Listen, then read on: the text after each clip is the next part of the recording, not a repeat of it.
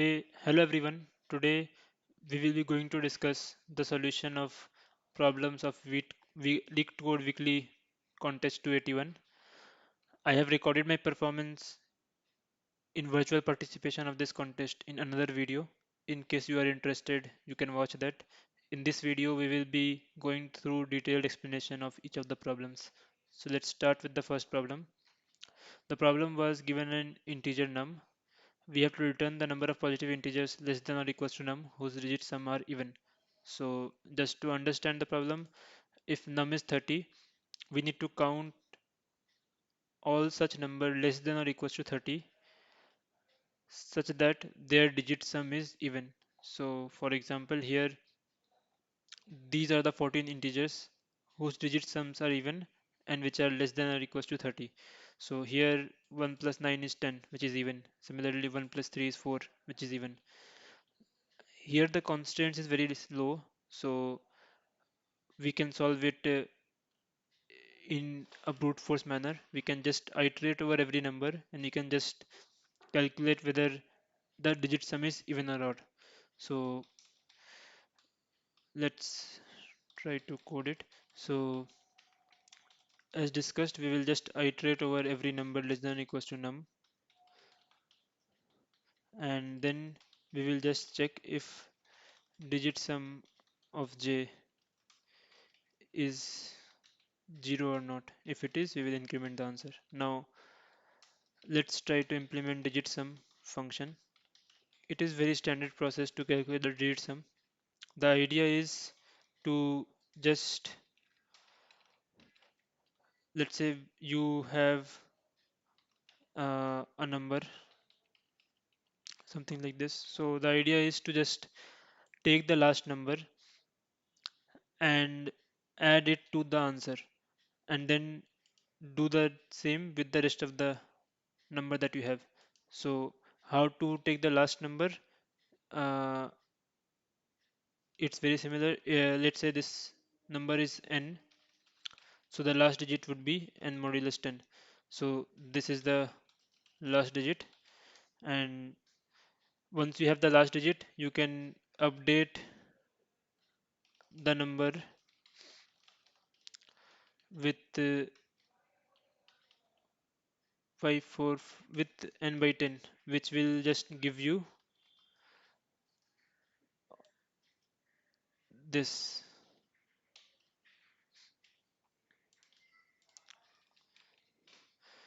So let's try to code this as well. So we will repeat until we have x, and as discussed, we will just update, we will just add the last digit and we will update x by x by 10. So that was the solution.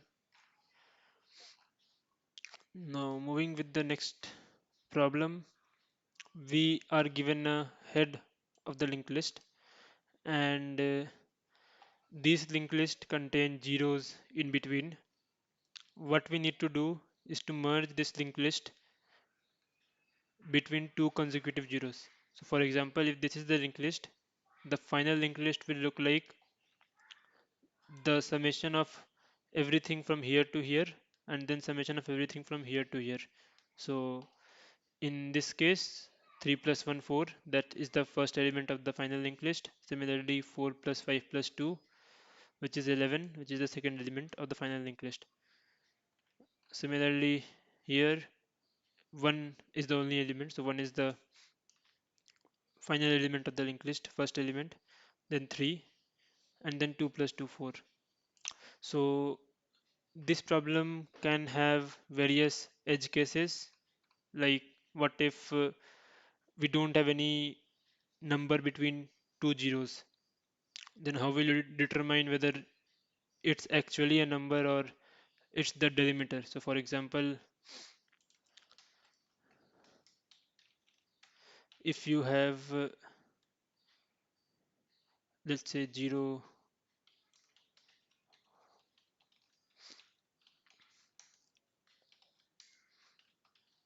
then this is the first part that is clear.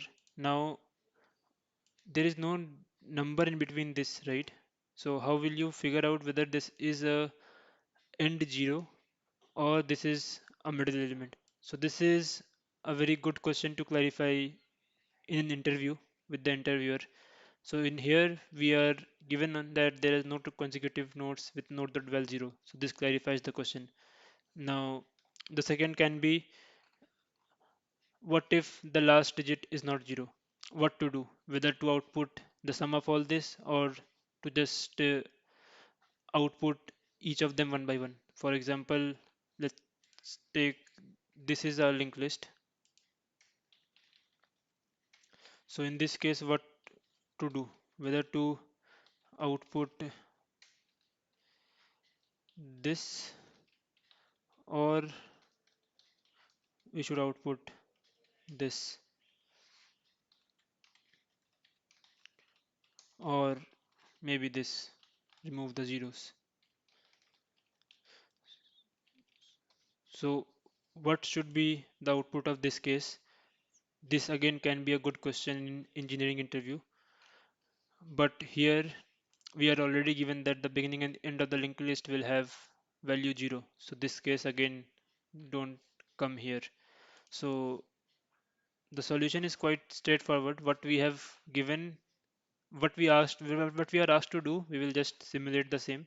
So we will create a new linked list. Let's say uh, the new linked list, this is the head of the new linked list and this is the tail of the new linked list. Now we will iterate over the original linked list, and as discussed, like if the value is 0, w-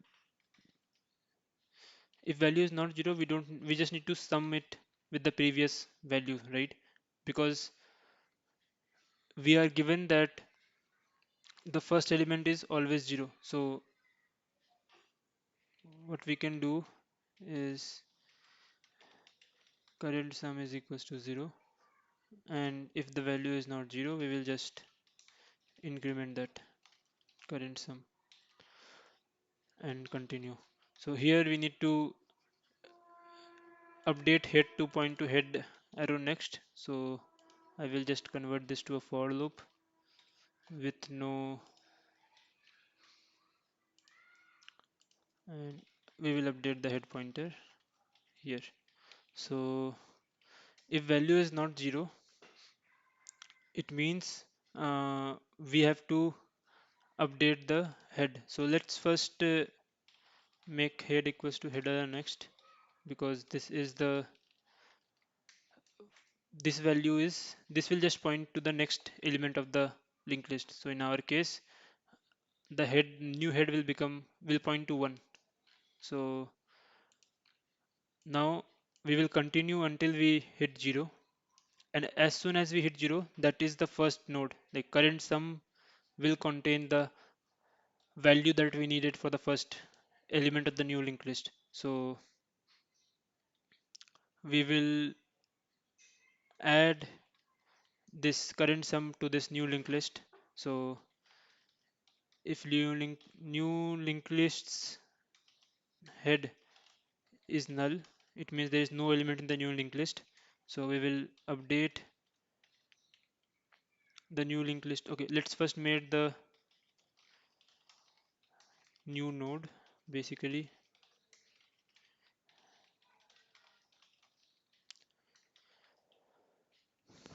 with current sum, and if head is null, this is our new node and this is our new tail as well. Otherwise, if head is not null, then we will just append it to the tail of the linked list, and the new tail will become this new node.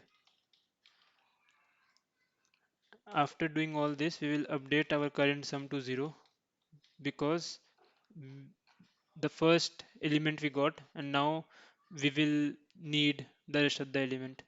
So in here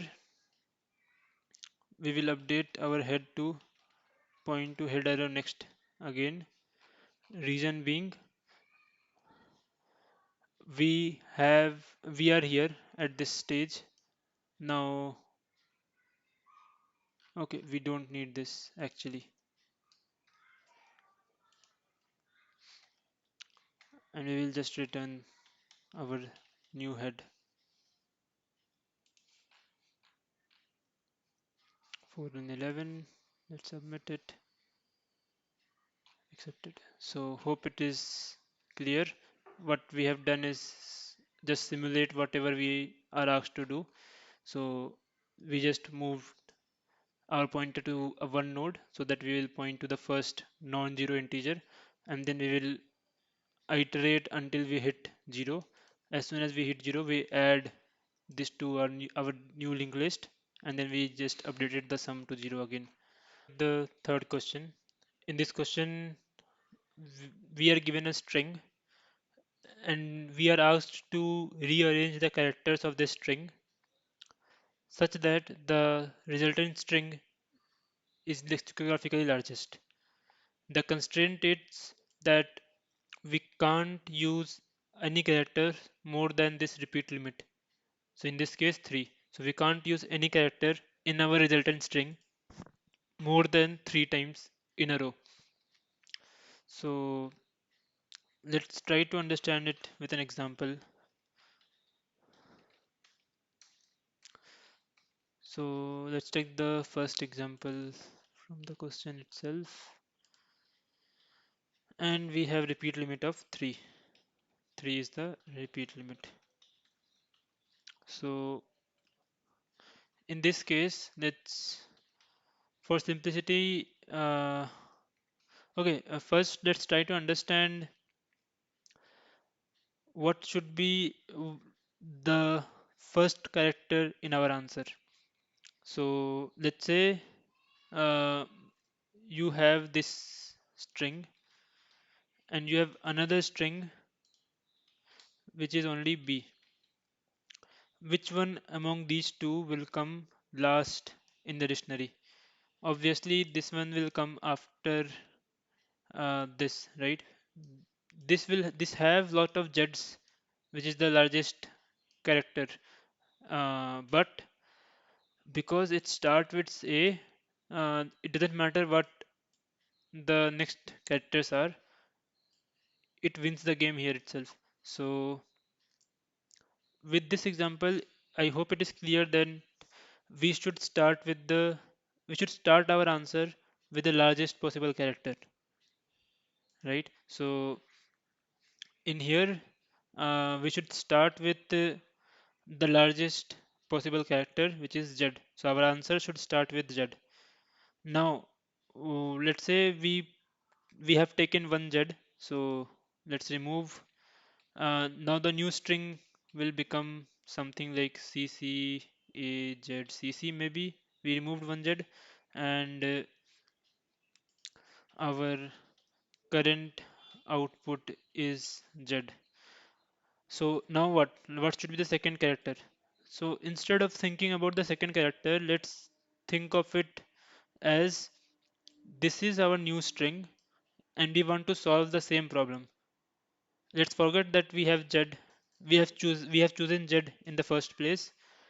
This is our string, and what we want is again the lexicographically largest string from this string with the same repeat limit.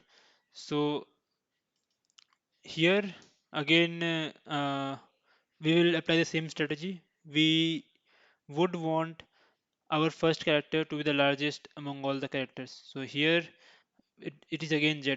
So we choose another Z. Now let's say the string is become this with our current output as ZZ. Now again let's forget about this ZZ that we have chosen. Again this is a new problem wherein we are given a string and we want lexicographically largest string.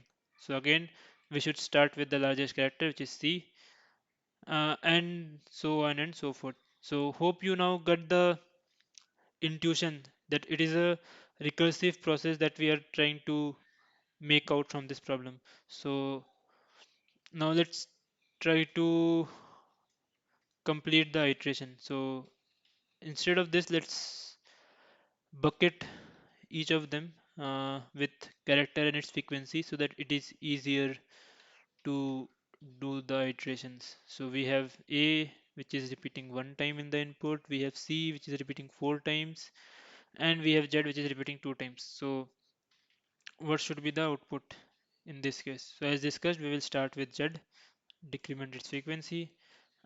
Again, what is the largest among these? Z, decrement the frequency and add it to the answer. We have no more Z. Let's remove this altogether. Now again, what should be the first character if this is the given input? C. So let's add C in our answer and decrement its frequency. Same problem. What's the largest? C. Add it, decrement its frequency. What is the largest? C. Add it, decrement its frequency. And now what is the largest? Again C. Add it, decrements its frequency. But wait, we also have repeat limit, which says that any integer can't be repeated more than three times. But here we can see C is being repeated now four times. So let's undo our last step. So now what we can do, either we can stop here because in the problem it is already given that it is okay not to use all the characters. So either we can stop here or we can break the tie by adding A to the input. So what I'm saying is either we can output this or we can break this tie by adding A and then again continuing the same process which will bring us to A. So among this and this, what is the largest?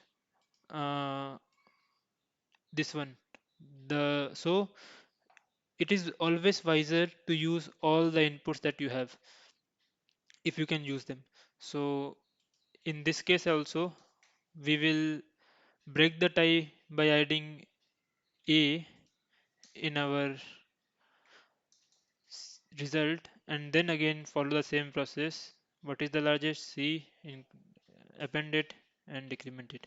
So in this case, if you remember, we all we only had one choice while breaking the tie. So like we want to break the sequence of C, so we only have one choice. But what will happen if we also have B in the first place? So let's say our given sequence is something like this. So what we have is basically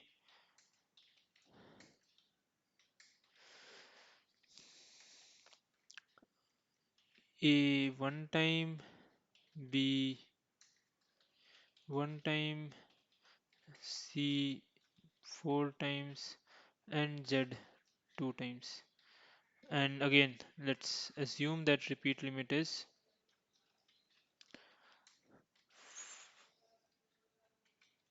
3 again.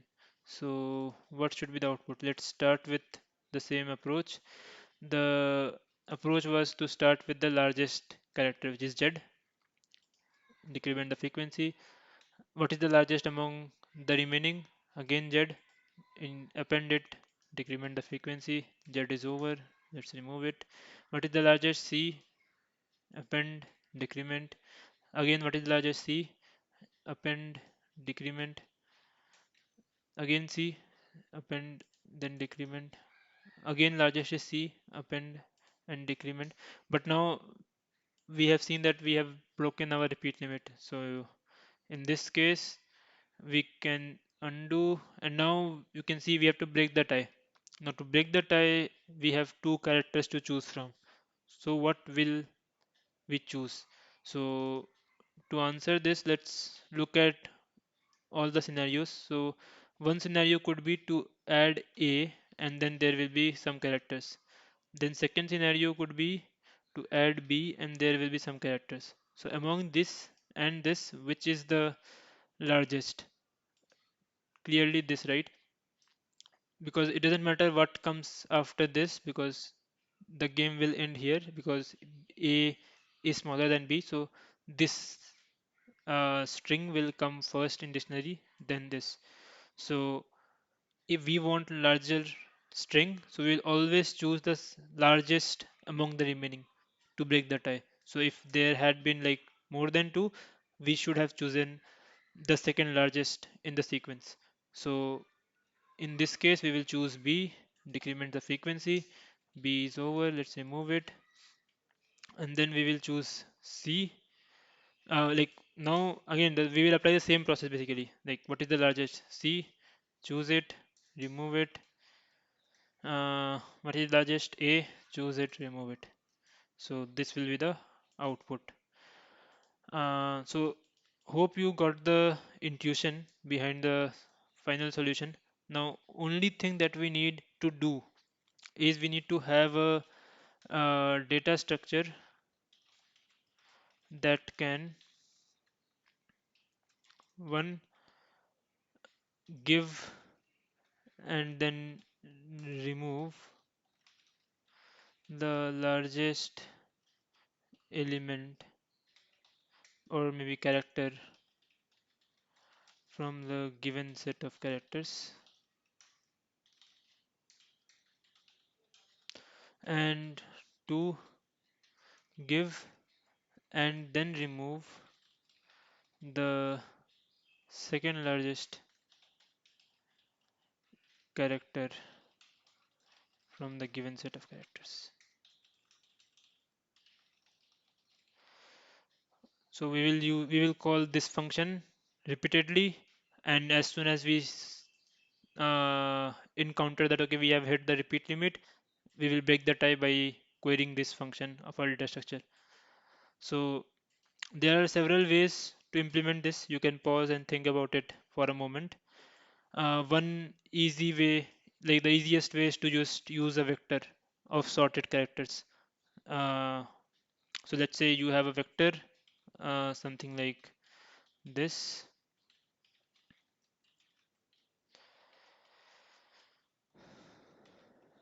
So in this case, the largest character will be this, and removal part is simple. We just decrement the frequency by one. And second largest, if you want second largest, it is just the second last element. And again, the removal part is similar. We just decrement it by one. So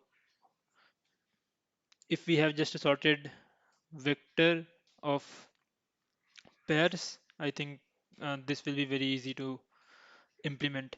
So let's assume that we have one such data structure. Uh, let's call this a custom DS for now. And in here, let's uh, uh, let's say we have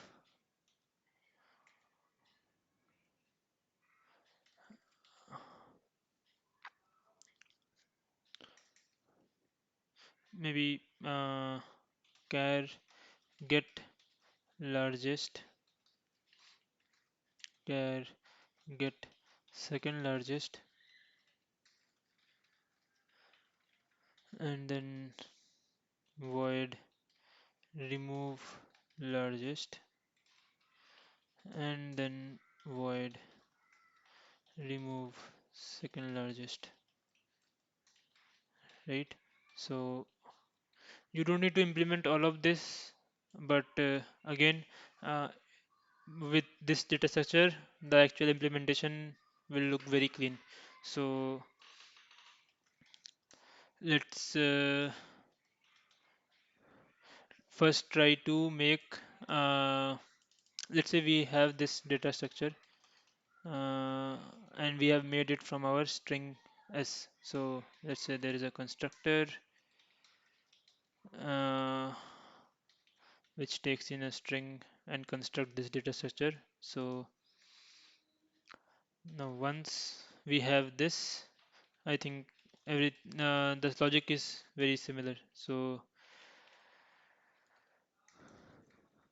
while there are while you can get the largest element, so while ds get largest, or maybe let's have two more method here, or no, let's say that this will return the largest character, or dollar in case there are no characters left. Similarly, let's say this returns the second largest character, or dollar in case there is no second largest character left. So let's remove this. So in this we have, if this is not equals to dollar, it means we have characters. Now if we have characters,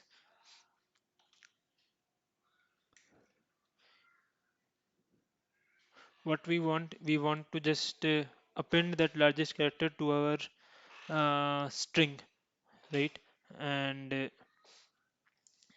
we can append the same character repeat limit number of times, right? So let's say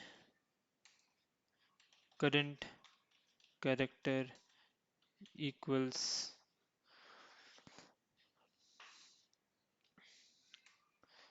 get largest,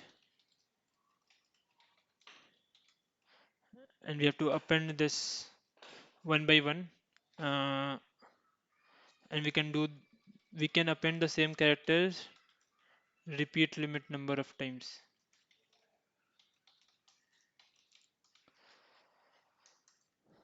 Repeat limit number of times. So basically answer plus, and maybe let's query char next largest,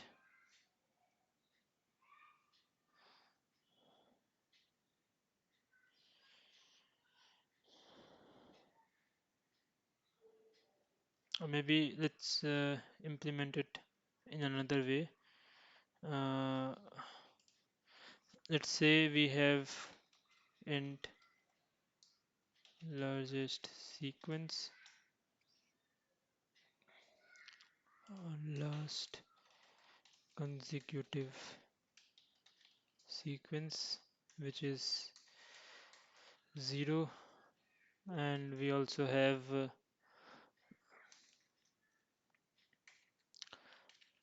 now if last consecutive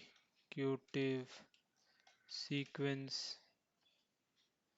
is equals to repeat limit, we if a sequence is already repeated, and let's also take the last character. So and if last character is equals to the current largest character, so if last character is again the current largest character, we can't append this last character, right? So in this case, what we want is second largest character, which is get second largest, and in case there is no second largest, if second largest char equals to dollar, then we will just break, we can't do much. And if there are second largest characters, we will append it to the answer, and we will remove second largest character,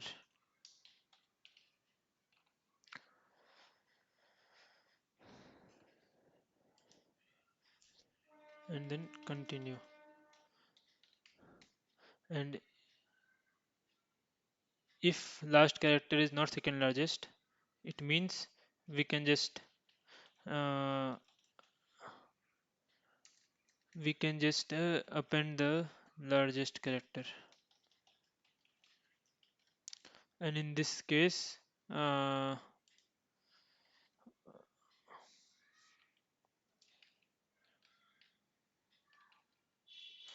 basically in all these cases, so in this case we will remove the largest and the last consecutive sequence will be 1. Reason being, we have break the sequence and start a new sequence. So for example, if the previous sequence was this, we have added a new character, so we break the sequence of 3 and is starting a new sequence of 1. So that's why last and also last character will be updated. So in this case, last character is second largest, and in this case, last character is largest. Okay, and this should come in the else part.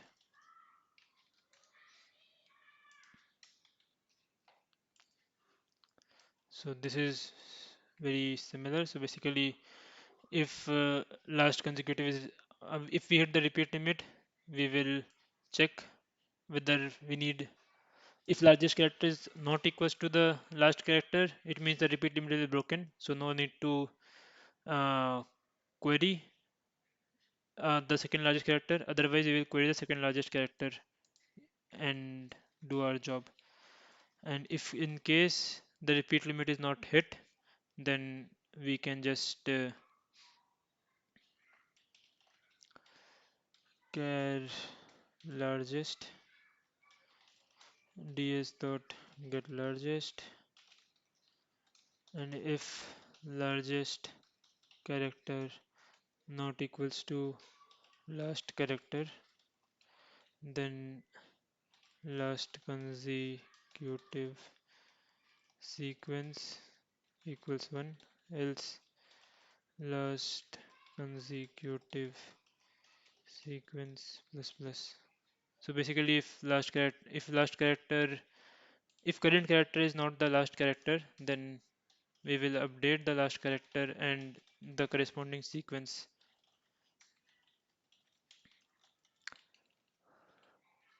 And after all this, we will just append the largest character to the answer and remove the largest character from the data structure. After this is done, we will return the answer. So hope it is clear.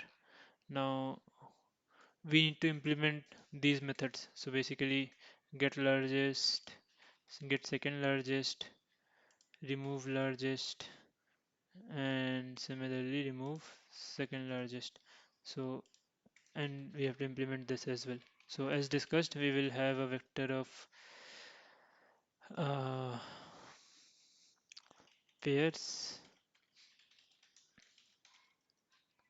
okay, uh, of characters. Now we will let's first calculate the frequency of all the characters. Frequency of I minus a plus plus, and then we will just go over it and push back all of them. So if there is no character at all, if the frequency is already 0, no point in pushing it to the list. Otherwise, we will push uh, a plus j and frequency of j. So once we have ch, so get largest. So if ch is empty, we will return this. Otherwise, return ch dot back dot first. Again here ch dot size if it is less than 2, uh, maybe int. So if it is less than 2, there is no second largest character, return a. Otherwise, return ch dot size -1 -2 dot first. Okay, and then remove largest. It is simple. Ch of like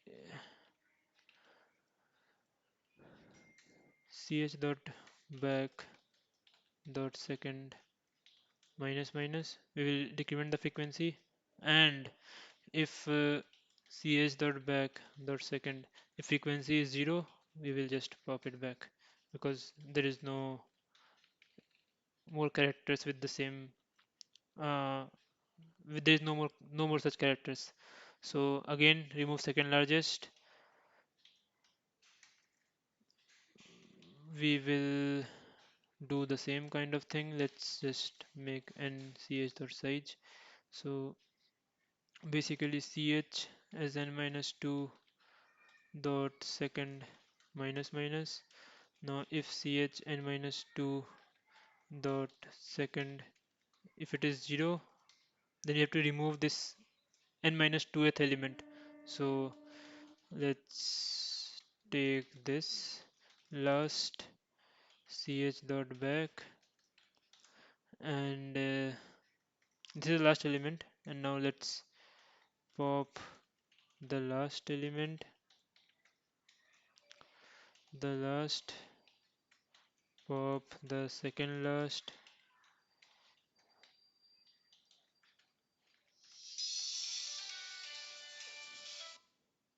and then just push it last. Okay, now once this is done, you are done. Otherwise you don't need to pop. So I think we are done. The code size might be looking huge, but this uh, okay, there is small issue.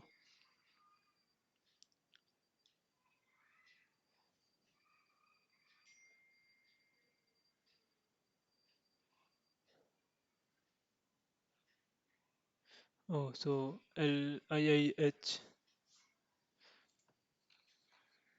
So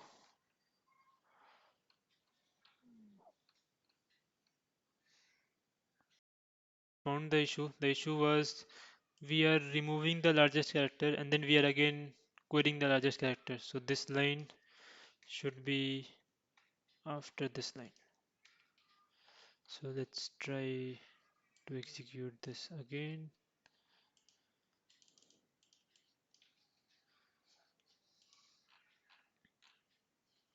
So I submit and accepted. So this code might be looking huge, but the only point of writing this entire thing is to make this part of the code looks cleaner. So here uh, the code is exactly what we have discussed. If last consecutive sequences, if repeat limit is hit, then just query the second last character, and if it is not, basically continue whatever you are doing. So given an array, you need to count the number of pairs I comma j such that their product is divisible by k. So for example, in this array of 1 2 3 4 5, pair 0 comma 3 is divisible by k. So 1 into 4, which is 4, is divisible by 2. Similarly, 3 comma 4, which is 4 into 5, which is again divisible by 2. So in this kind of questions where you have to count a pair I and j, it is always a good idea to fix one of the variable, because if you have two variables and you will try to iterate over each of them just once, then also you will require order n square amount of time. So it is always a good idea to just fix one of these variables. So for example, if you have this array, you will say fixes j. This means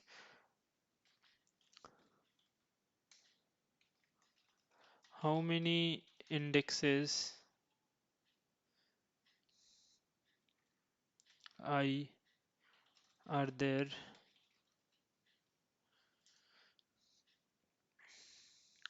such that array of I into array of j is divisible by k. So basically you will ask this question, and let's say you will write a function func of j which will give you the answer.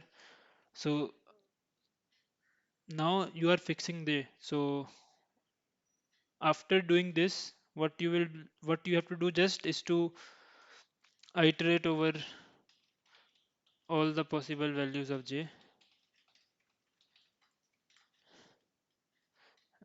that is order n, and call func for each of them. So if you do this, your time complexity will reduce to order n into order time for func execution, right? So you have brought down your complexity from order n square to order n into something which you can think about. So in this kind of scenario, it is always wiser to just try fixing one variable at a time and see if you can calculate the this kind of answers instead of just iterating over each of them. So in this case also, as we have discussed, like we can fix j and we can try to find uh, a faster solution to answer this query. So our goal is to just answer this query, or maybe to write function j, func of j. Now to do this, there is one more thing here, like we have to only care about that the number should be divisible by k, nothing else. So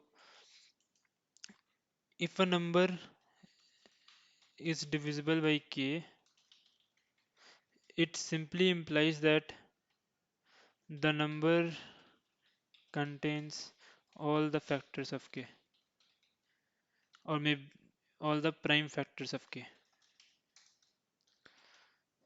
So basically what we are saying is, if let's say a number is let's say k is 63, so its prime factor will be 3 into 3 into 7. Now let's say you have a number x which is maybe 28, whose prime factor is 2 into 2 into 7.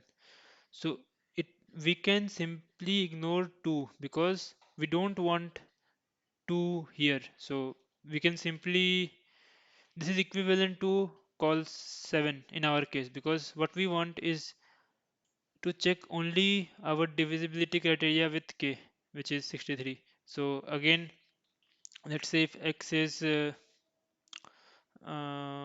maybe 30, uh, 54, let's say, so which is basically 3 into 3 into 3 into 2. So we can simply reduce it to 3 into 3. So notice 3, we have removed 1 3 and 1 2. Reason being, to be divisible by k, only two threes are required. So even if there are more number of threes, uh, you can't get benefit for that extra three as well. So in case of this divisors, we can always sanitize the inputs. So basically, in this case, as we have seen, we can reduce every given input such that it only contains the factors which are in the prime factors of k. So let's say we applied this transformation to array and array become array des. Now, once we have this new array, what we are saying is new array only contains, so basically array des only contains the prime factors which are there in k. So basically it also means that every array element is less than or equals to k. So now let's say there is a element I which is maybe containing 3 into 7, and now we want this array I to be multiplied with something so that it is divisible by 3 into 3 into 7. So what is remaining? Remaining is like it only needs one extra factor, one it only need a number which have 3 as a factor. So if it can be multiplied with a number with 3 as a factor, our case is solved. Like multiplying array as I with that number will, like that entire product will be divisible by k. So here what we want is a number which have k by array of I as its factor. Okay, now let's say we built a factor array mm, whose ith element denotes exactly this, basically denotes or the number of denotes the number of indexes which have I as its factor. So our func of j will simply be factor of k by array dash of j. So this will be our func. Hope it makes sense. If not, you can rewind the last 30 seconds of the video. So just to reiterate, what we have done, we have sanitized the input first and converted array to array dash, and each element of array dash only contain the concerned factors. Basically, it doesn't contains any factor which is not a part of k. Now, once we have array dash, what we can do, we can determine what extra factors do we need so that combined multiplication is divisible by k. So for that we need k by array I. So basically we need this much as one of the factors. Like if a number contains at least this factor, then that number can be multiplied with array dash of I, so that entire product will be divisible by k. So we have defined factor array which whose ith element denotes that number of indexes which have I as its factor. Now once we have this, let's say, like, how to calculate this is different thing, but let's say we have this. Now once we have this, func of j is very simple to calculate. Func of j will simply be factor of k by array dash of j. So now the question is how to calculate this factor. So now to calculate the factor, to calculate the factor array, what we can simply do is iterate over each factor of array of uh, index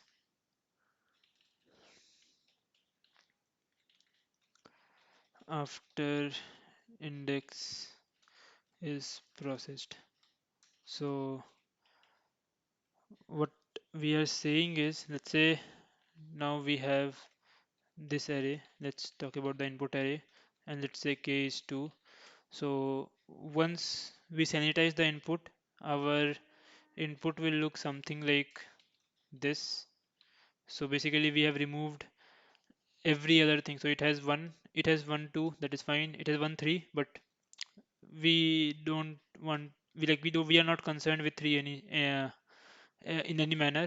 And similarly there are 2 4, and there are 2 2s in 4, but we only concerned with 1 2. So removed 1 2 and the rest is 2. There is 1 5, but we are not concerned with 5, so remove that 5 and the leftover is 1. So this was our array,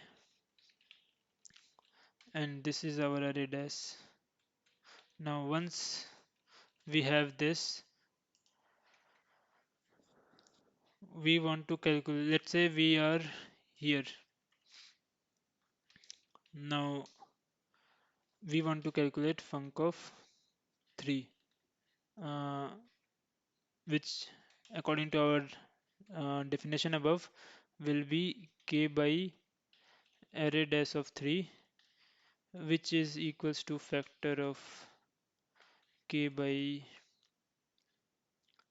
2, which is again equals to factor of 1.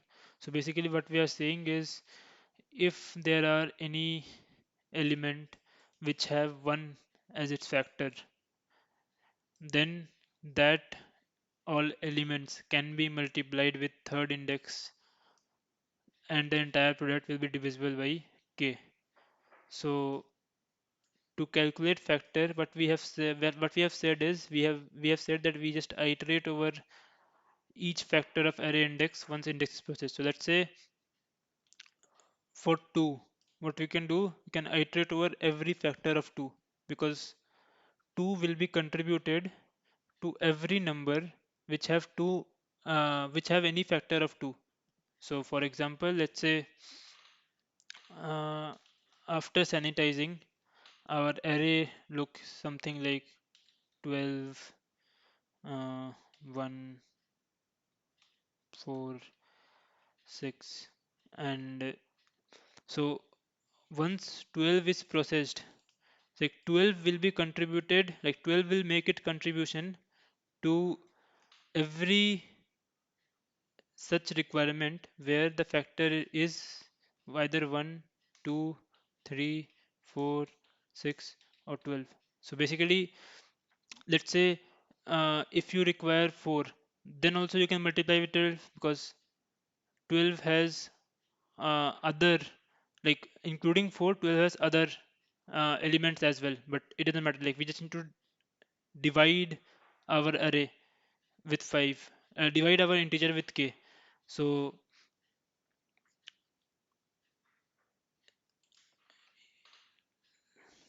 let's take a complete example and understand. If you don't get it so far, you can rewind and play the video, but let's look at a final example. Let's say the array, the sanitized array look like this.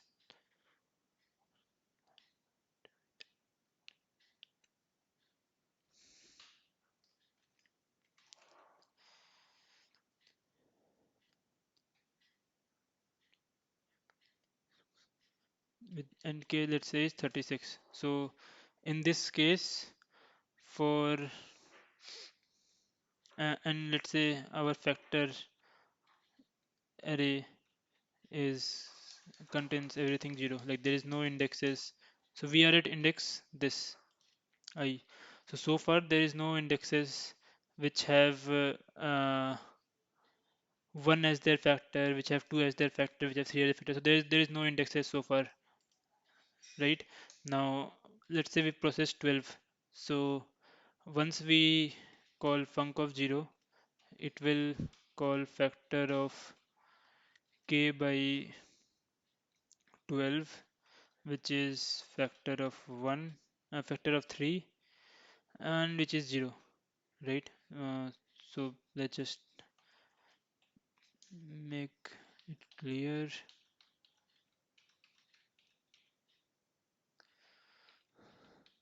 So it is basically 10, 11, and 12.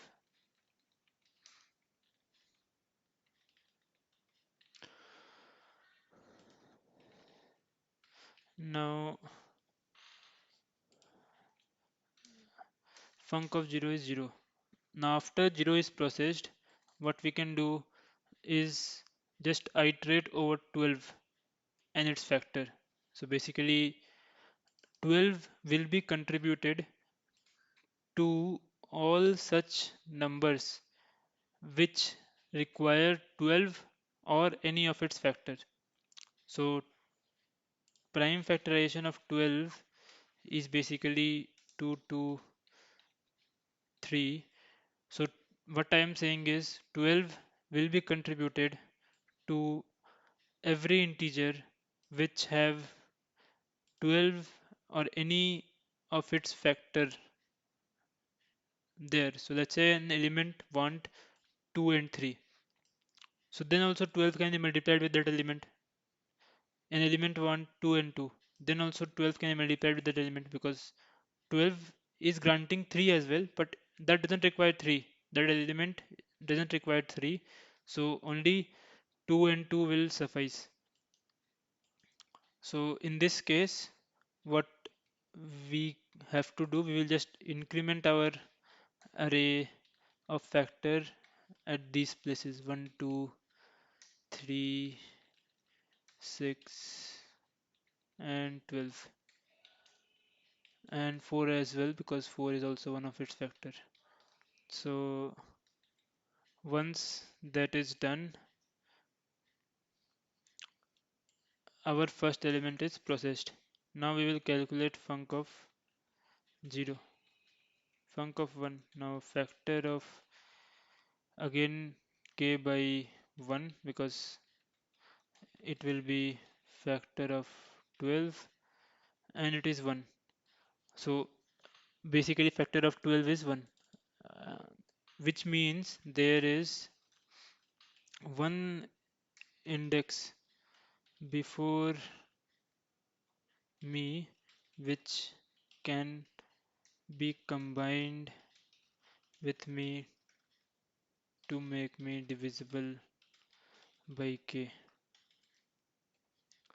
So hope it makes sense. So basically what we are saying is, there is one index before me which can be combined with me to make me divisible by k, and we can see 1 and 12, uh, sorry, k was 36, so it will be 36. So no, so there is, this will be 0 again, but now 1 will be incremented by 2. 1 will be incremented by 1 because 1's factor is only 1. So now again, when we calculate func of 4, basically 2, which is factor of 36 by 2, 4, which is a factor of 9, and it also will be 0 because there is no factor of 9 is again 0. Now for 4, again 4's factor is 1, 2, and 4. So first index will be incremented, second index will be incremented, fourth index will be incremented. Now let's calculate func of 3, which is factor of 36 by 6, which is factor of 4, which is 2. So now basically it says that there are two index before me make which can be combined with me and make me divisible by k. So here we can also see 6 has two index before it. So basically 6 and 12 can be combined to make 36, and sorry, this is 6. So basically it is 1 and it is 1. So basically we are saying that one element is there. So basically 6 and 12 can be combined, so that entire combination is divisible by 36. Again, last factor of 36 by 9, which is factor of 4. Here we are saying that there are two elements. So there are two elements before me,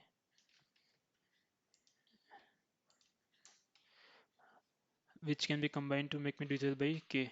Again, before this, I think I forgot to increment the count for 6, like 1 2, like first index, second index, third index and sixth index will be incremented, but as we are calculating for 4, I think it doesn't matter.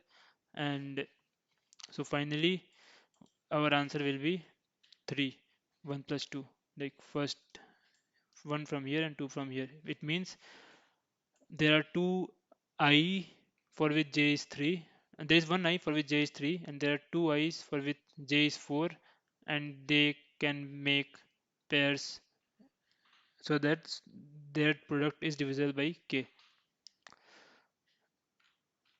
Now let's try to implement it. So implementation will be quite straightforward. What we need is sanitize the input to remove unwanted prime factors. Then the second step should be just iterate over elements and keep building factors array. So sanitization, so basically for both the things we need uh, prime factorization. So there is a standard method for doing prime factorization which is called sieve. So you can look at the sieve code. I will attach some document. I will attach some reference in the comment section below. Uh, for now, let's assume that you know what sieve is and you know how to calculate prime factorizations. So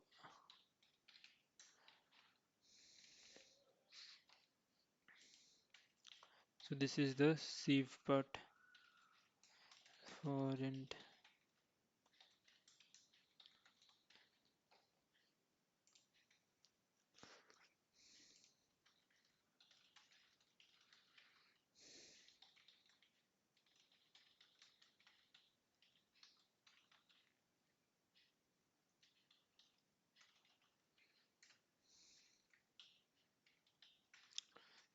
sieve of k is 0, sieve of k is j, and now for int j equals to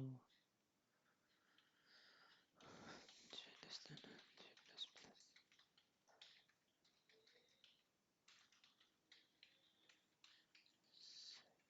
Sieve of j is equals to j. Now once we have sieve, I think it is very easy to do prime factorizations. So vector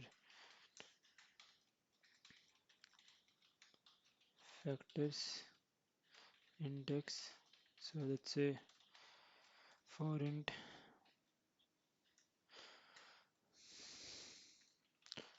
vector int answer,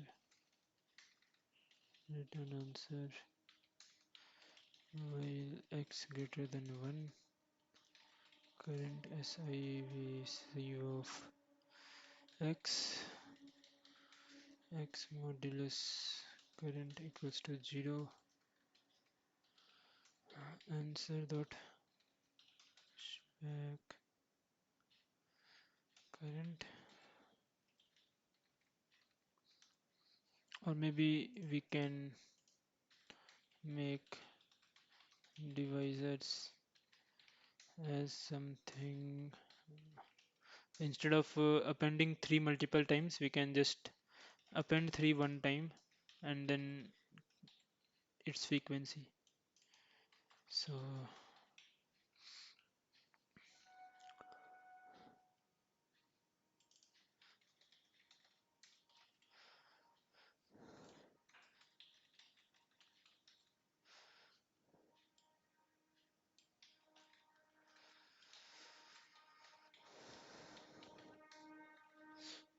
answer dot pushback num, which is current and then frequency.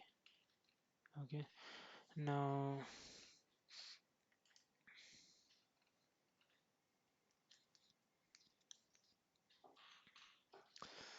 let's say you already know the frequency of all the elements, right? So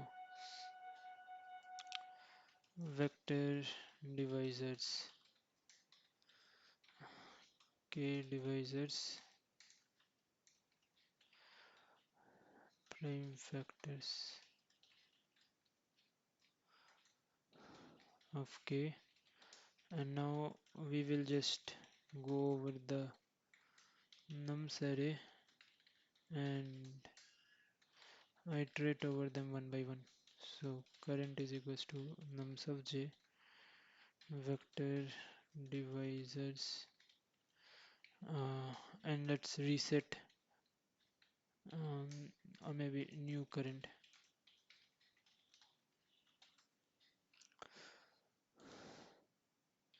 Current divisors, current divisors is basically prime factors of current. Okay, now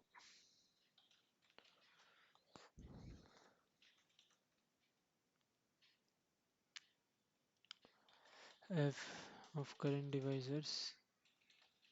So for each divisor we will remove it if it is not there in k. So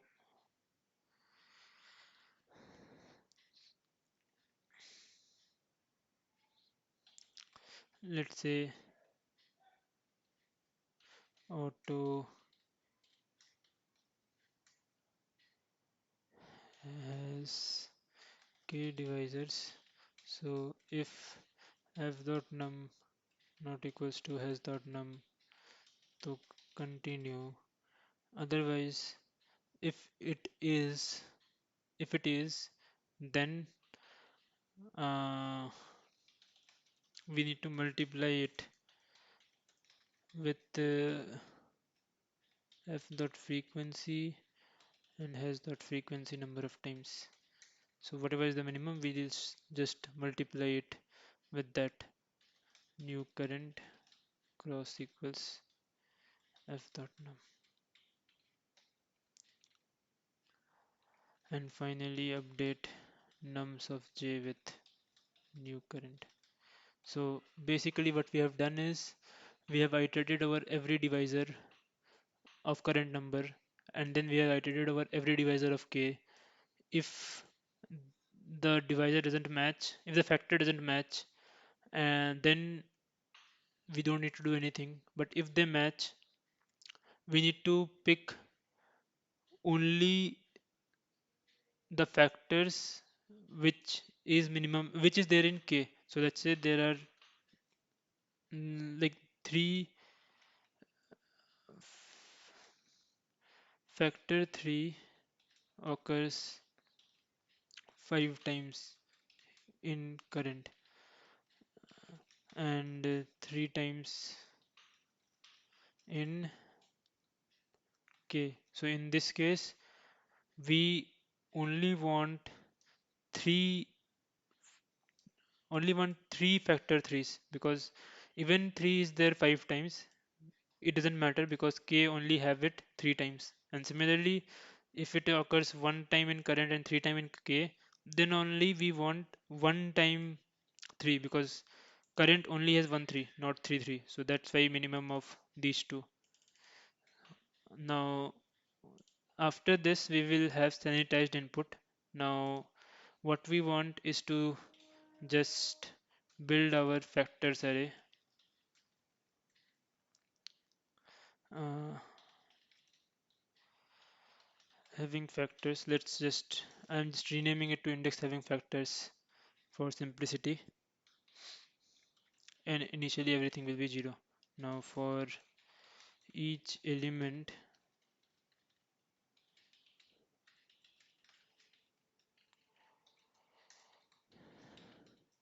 what is required is k by nums of j. Now answer plus equals index having factors of required, and then increment every factors of current number in index having factors. So basically what we want is to increment every factor. So let's say current number is 12, so 12 can contribute to 1 2 3 6 4 and 12, because they are the factors of 12. So we will need to increment all those uh, numbers in index having factors. So let's write a simple function for that. Void increment every factors, and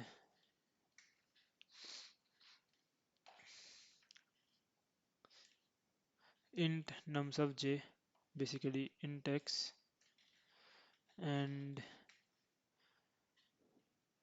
vector int and uh, target.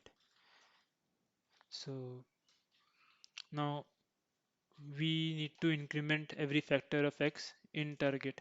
So what are the factors of x? We can get it by our prime factors function. Now once we have this, the easiest way to calculate all the factor is recursively. So basically, let's say the factors are the factors are 2 2 3 5 and 5. So what we have to do, like 2 can occur, like either to take this 2 or not. So basically every number can occur either 0 or more time. So in this case, 2 have a frequency of 2, 3 have a frequency of 1, and 5 have a frequency of 2. So either 2 can occur 0, 1 or 2 times. Similarly, 3 can occur 0 or 1 times, and similarly 5 can occur 0, 1 or 2 times. So basically it's kind of recursive function. We first take 2 one time, and then take 2 two times. Similarly, take no 3, then take 1 3, then similarly take no 5, then 1 5, then 2 5. So let's just recurse. Now it will take in our current position, and vector of divisors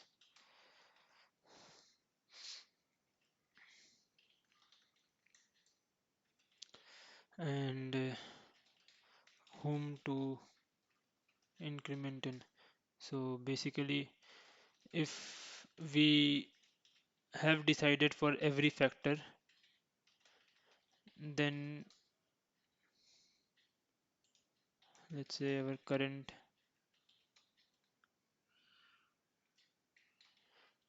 num is this. So we will just increment our target and return.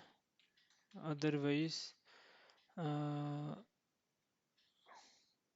as discussed, either we take 0 times, which is don't take this position at all, current num will remain current num, or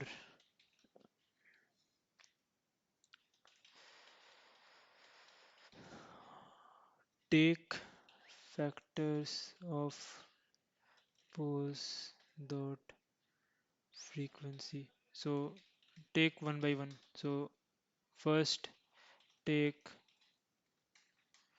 this one, like first take only one time factors of pose dot num and try to recurse,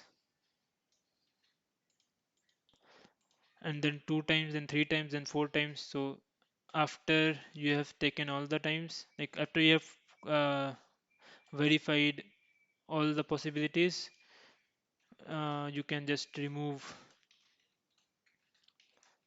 you can bring this current num back to its original, like mm, this is the, like you take one time and then you didn't take current number at all, then you take one time, then again call recurse, then again take two times. Remember that we are not dividing current num, so current num will be multiplied by 1 when we are in the next iteration. So that how we increment every factor. So increment every factor recurs. Initially position will be 0. We will start with the first. We will start deciding from the first index, and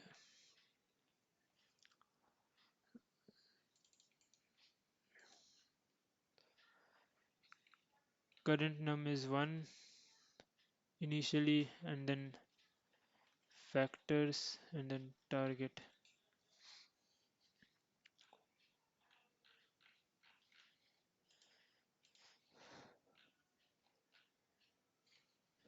Line 17.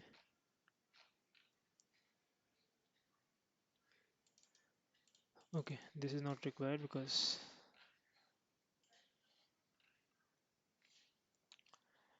82 to index having, and then required answer is not declared. So answer equals to 0, or maybe long answer, because there can be multiple, the answer can be larger than 10 to the power 9. So that's it. Just to reiterate what we have done, we have sanitized our input first so that it doesn't contain any factor which is not a part of k, and then we have iterated over every j, and for each j tried to calculate how many possible i's are there. How do we do that? We do that with the help of uh, different array which we populate on the fly. So once we have processed an element, then we just increment every factor of this element, so that any number which comes after this element and has the requirement of any of the factors of this number can be incremented with this number. So hope it makes sense. So this is just calculating the prime factors. This is just incrementing every factor of basically this is incrementing every factor of x. So if x is 12, it is incrementing 1, 2, 4, 6, 12. How it is doing that? It is doing that with the help of a recursive function, which basically says for each factor either don't take it, take it once, twice, thrice, and so on.